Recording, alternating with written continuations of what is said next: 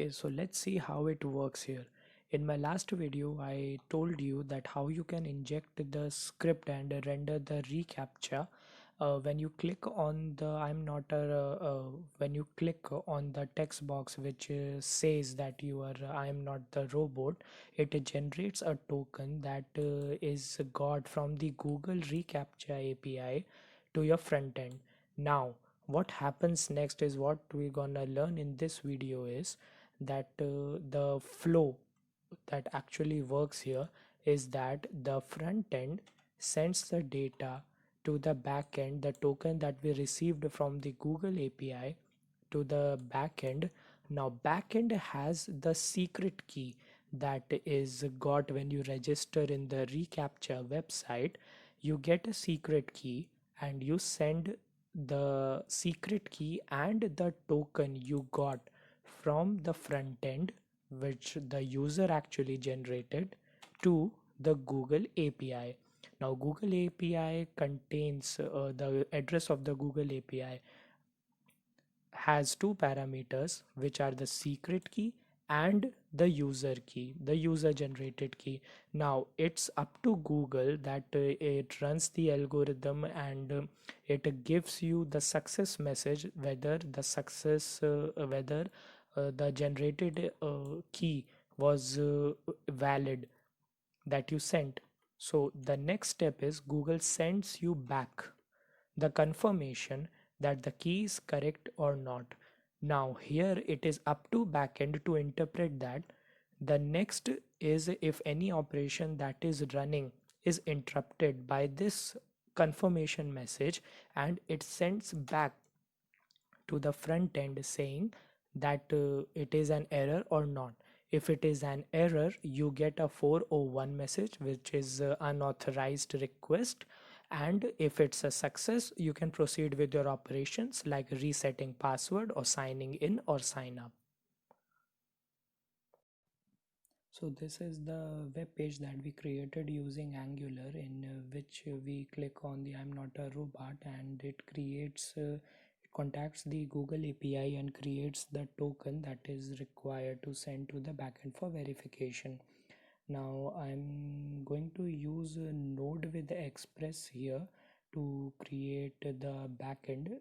Now what backend here will do is it will send the data of the with the secret key and the token that is generated by this that is got by this website to the Google API, and the Google API will return the verification. Now here we have the verify API. The verify API is on the local server. This when created gets the token that is needed and sends it to the Google API. Now here I will use an Axion library. What Axion does is it helps in communicating with the other servers in Node.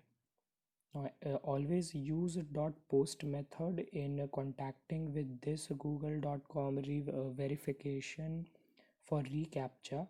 It is in the documentation, and anything that except that is getting will get rejected. Now we need the secret key and the response key, which are sent as the parameters in this URL. Now let's obtain the secret key that we created last time. And if you don't know what it is, there is a link of the video in the description where you can get this, that what the secret key is and how it can be obtained.